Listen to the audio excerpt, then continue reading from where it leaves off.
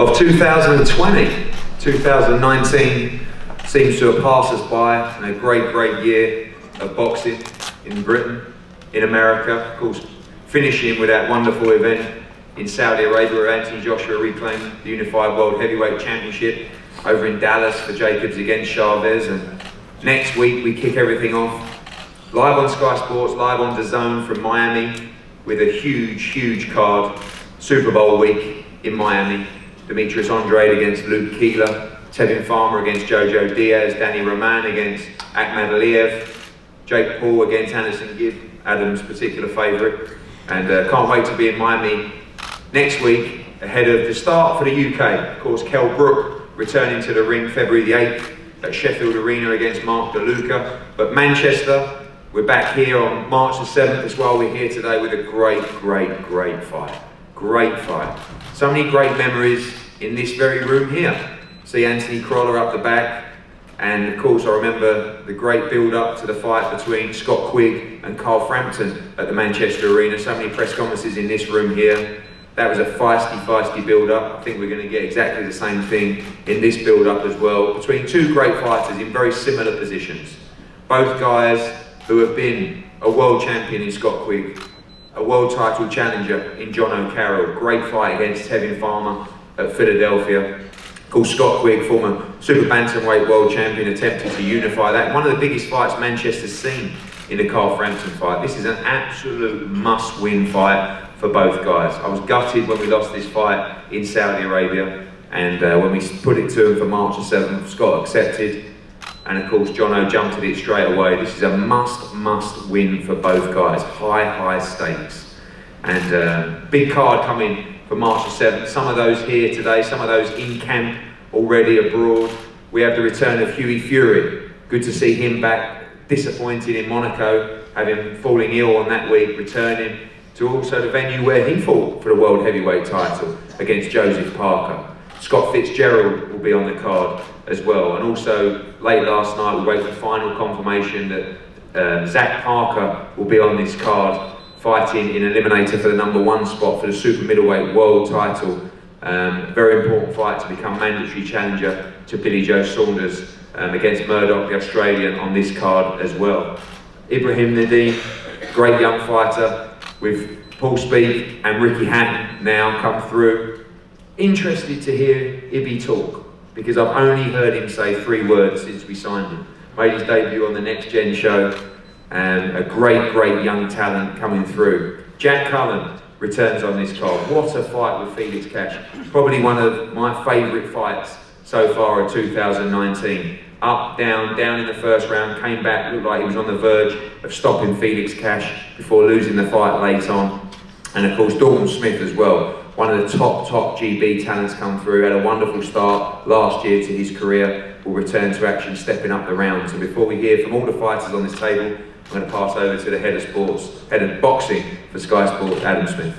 Thanks, Eddie. Fantastic to be back in Manchester, and I think this is the fight for Manchester. Like you, I was gutted that it was called off in Saudi, which was an amazing night for Anthony Joshua, for the whole of British boxing, and it gives us 2020 such a huge amount to look forward to.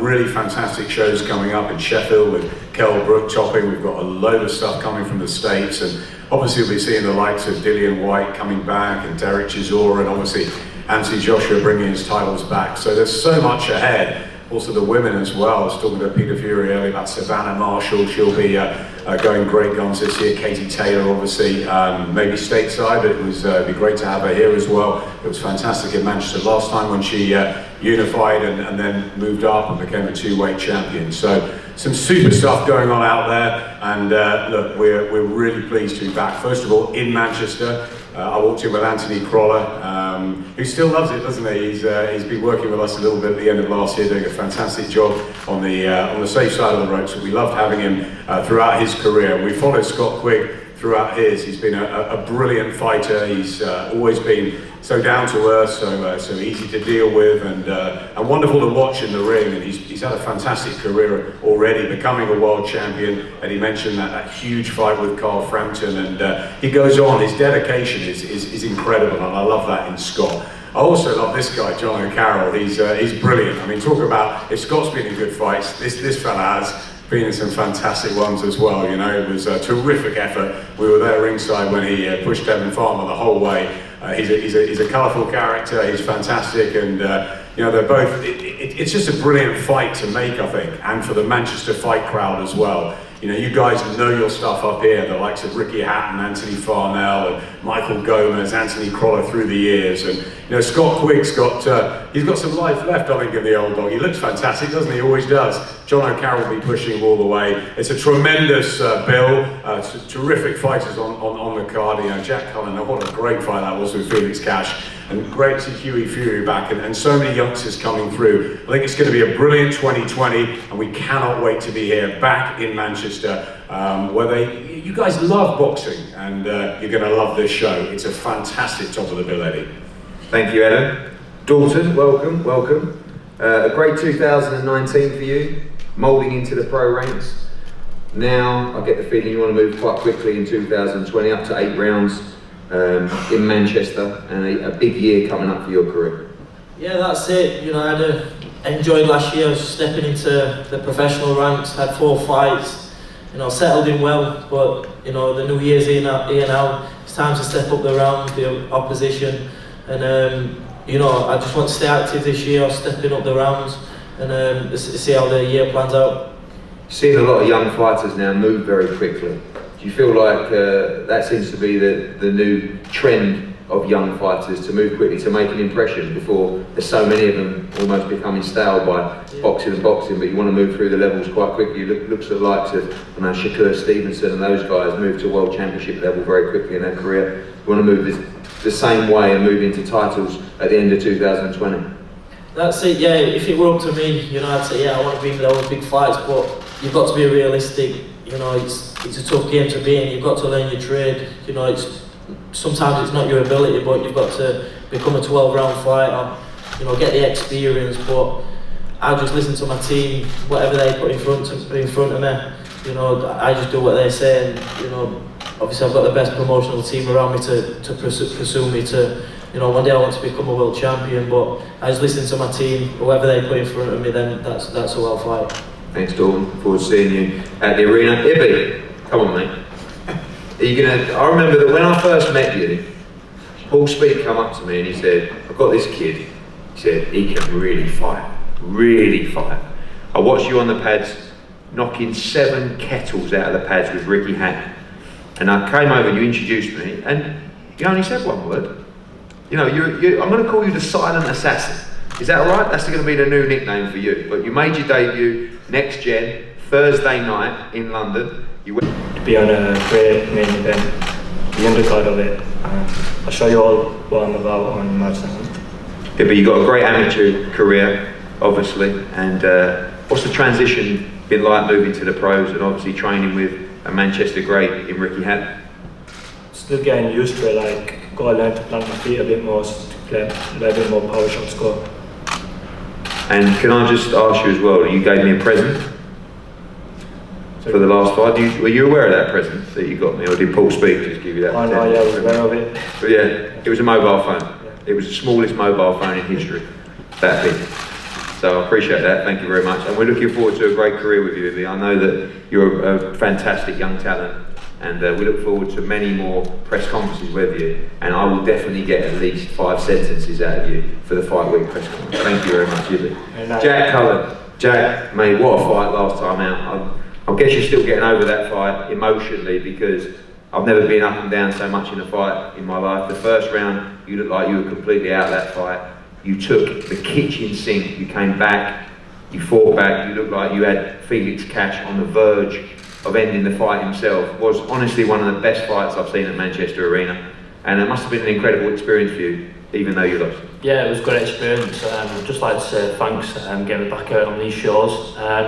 And 2020 is going to be my year. I'm not going to come out with any excuses with Felix Cash and that. It's time to get back winning, and hopefully we'll get it again. I'm not looking past anybody, and whoever I fight, I'm not going to phone it yet.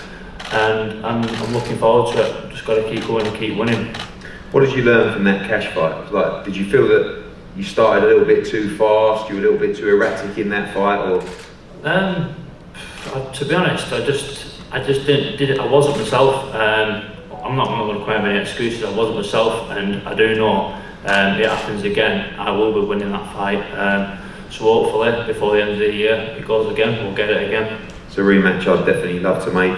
And I know, speaking to Steve, we're a title fight on this card. You want to go straight back in into a big fight, hopefully a domestic fight as well, straight back into titles. Yeah, definitely. Hopefully.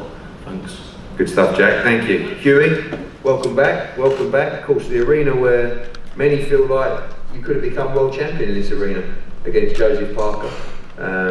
And now coming back, disappointment in Monaco. I remember seeing you fight week. Peter told me on a Wednesday you weren't well, you had the virus, you hoped you'd make that fight, couldn't get out of it. Guts for you after working so hard. But now back in Manchester, and a huge year for you, huge 2020. Look at the heavyweight scene, you're right there. Yeah, 100%. I was absolutely devastated not to be able to fight in Monte Carlo.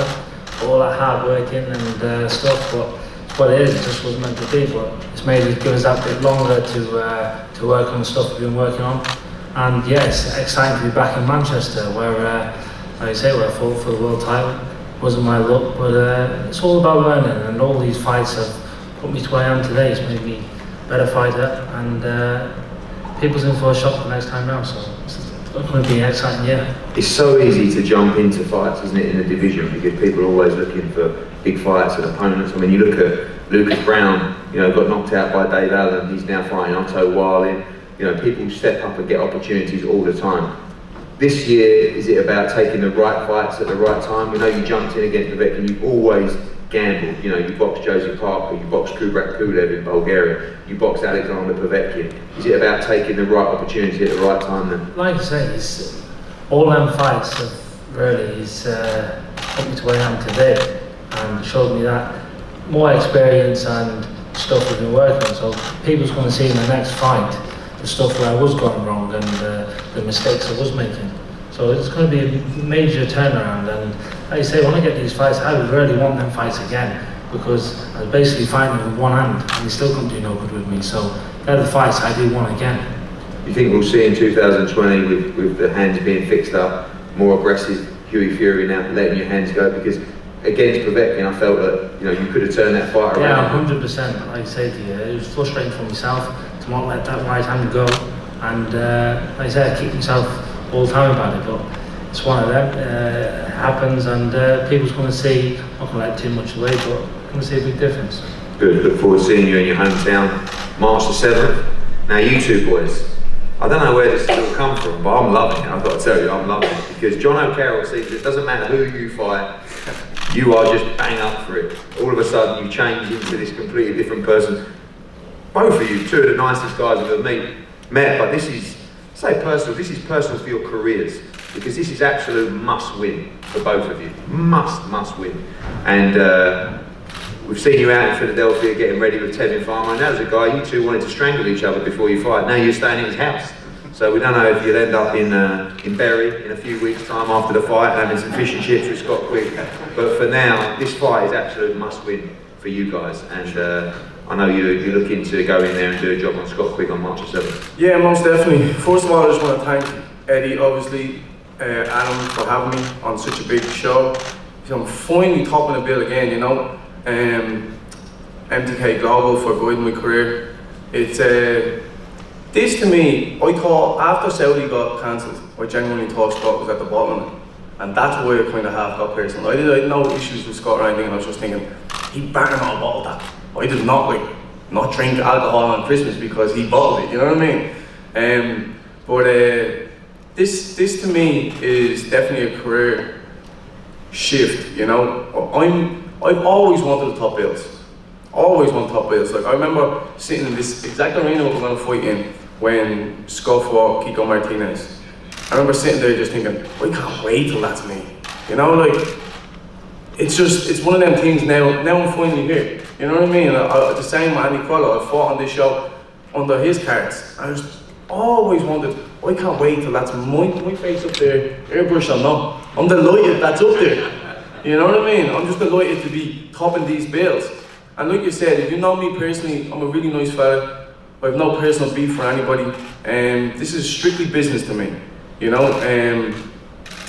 Tevin Farmer, I was more than happy to go out and help him when he rang me to go out to Philadelphia to help him for his fight with Jojo Diaz, which is going to be a fantastic fight.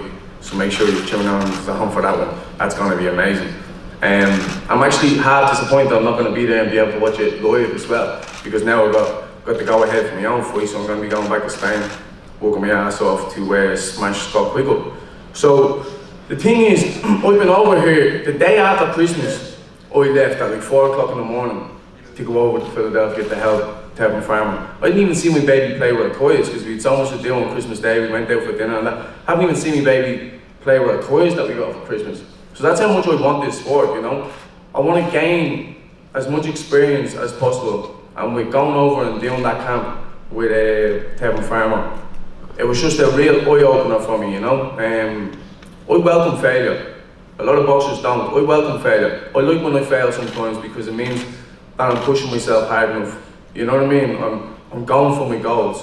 I don't want to go through my whole career and not have a loss. So that loss to Tevin Farmer, it was something that, I don't know, it woke me up. It started that fire again in my belly. You know what I mean? When you're fighting these people who you're beating all the time, that's not fun to me. The reason I'm a boxer is to test myself and be the best fighter I can possibly be. And that's why I jumped at the Tevin Farmer fight. I'm now jumping at the Scott Quigg fight. Anything that's going to push me mentally, physically, I'm 100% game for. Because that's why I'm in the sport of boxing. And that's why boxing is so great.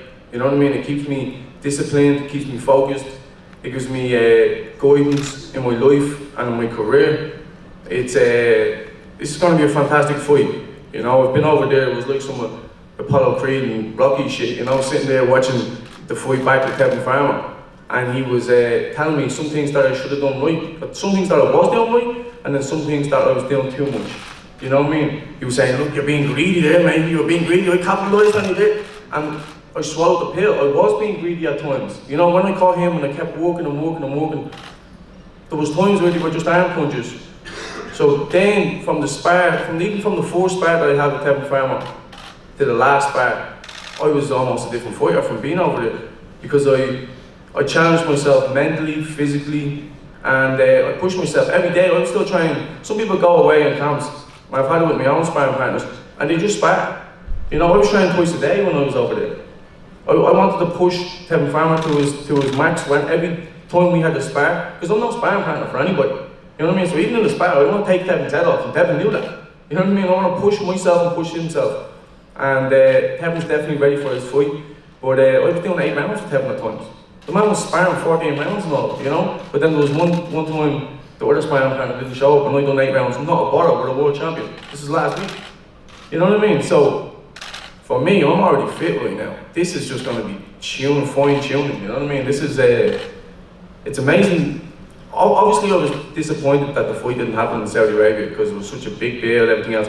But now the fact that I'm topping the bill, this is what I want. This is what I want for my own career, to be topping these bills.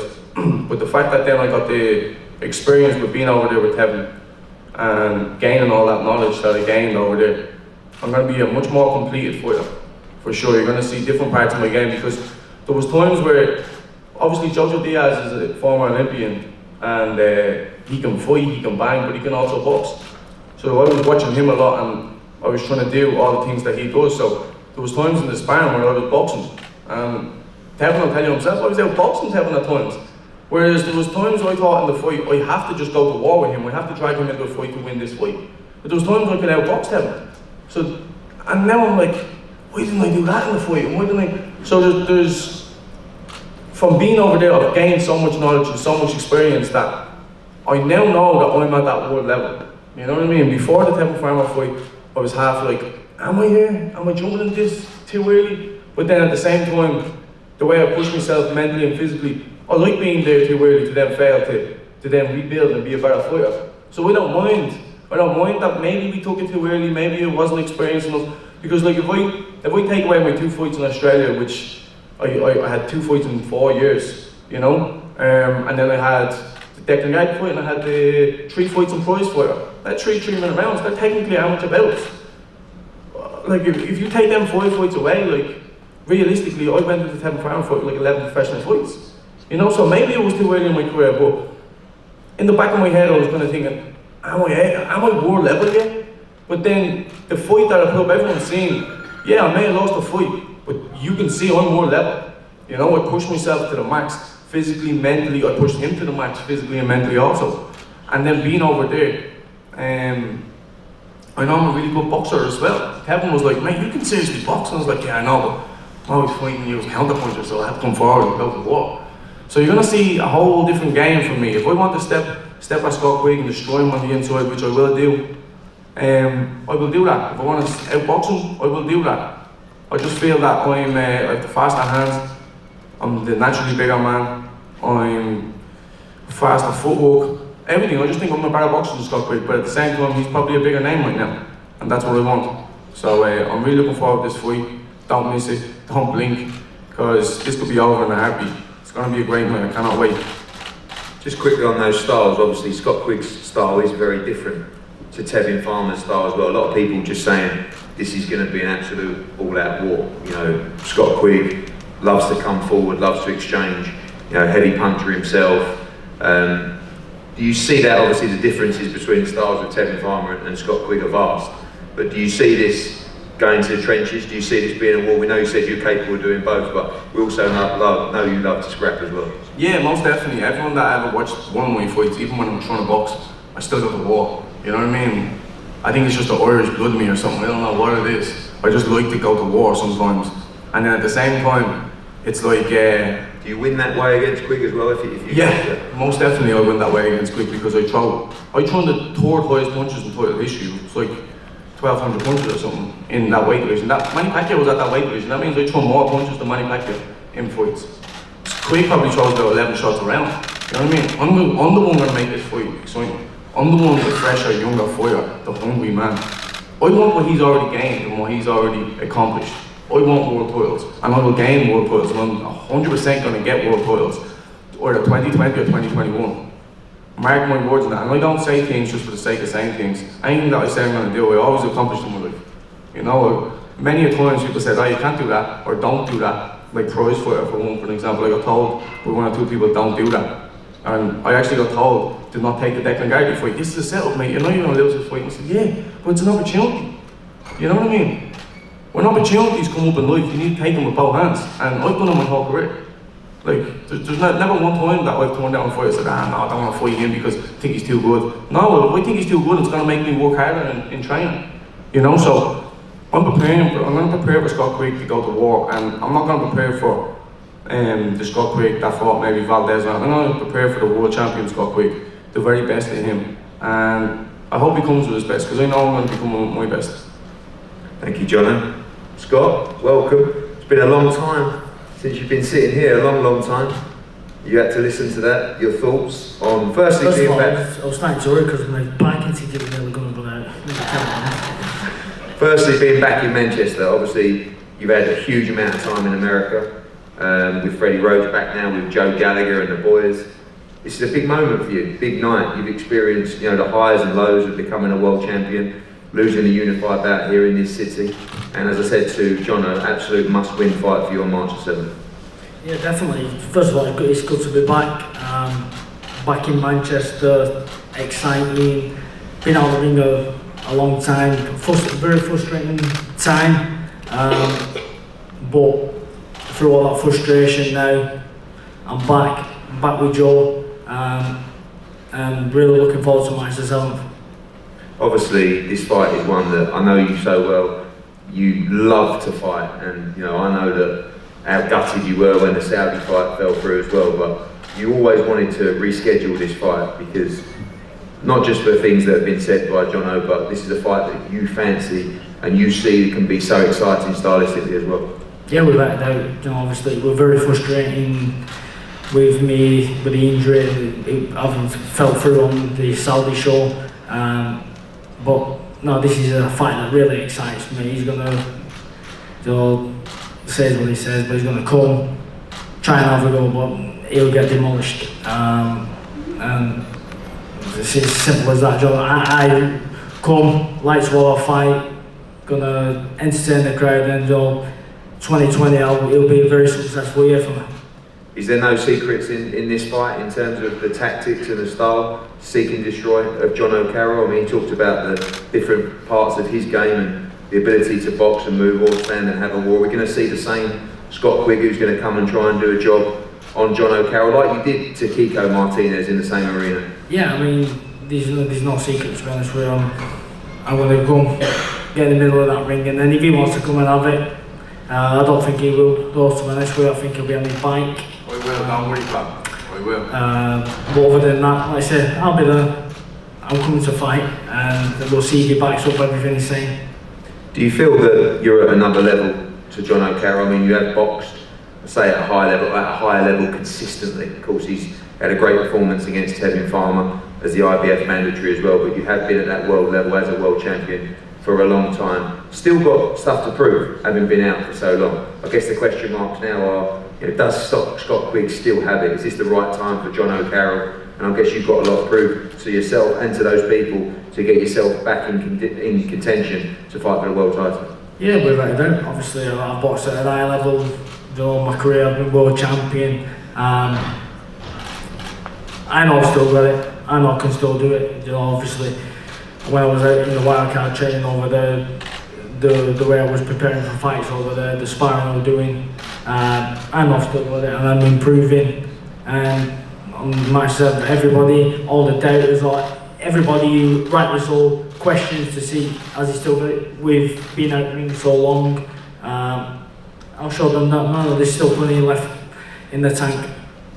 Thank you, Scott. Finally, I want to ask both guys predictions for the fight. Obviously, it's for the win. Jono, talk about the different styles that you might bring to this fight. Do you get Scott Quigg out there inside the distance, or is it a case of any which way on March the 7th? Any which way, of course. I never say I'm going to knock this out, that out, because I'm not a big puncher, I'm a volume puncher.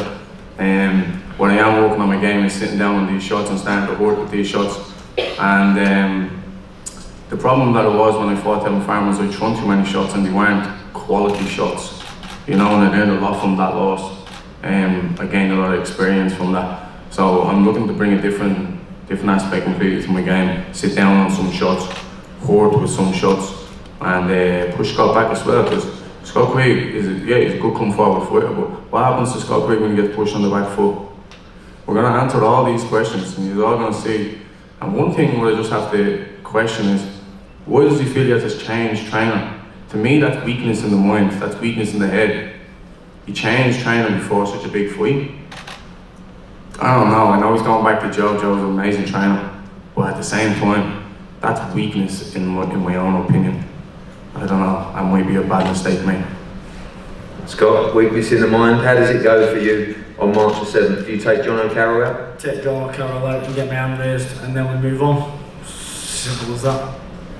Thank you. JONO CARROLL, Scott Quigg, March the 7th, main event at Manchester Arena. Plenty more announcements coming over the next few days on this card as well. This is a classic fight. Two great fighters looking for another shot at the World Championship. They must win on March the 7th live on Sky Sports. Going to have head-to-head with these two guys up here now, and we'll see you very soon for Fight Week in Manchester. Thank you. Gold Star Promotions is proud to present Floyd Money Mayweather. The man himself is coming to the UK for his UK tour, February and March 2020. For all info and tickets, goldstarpromotions.co.uk.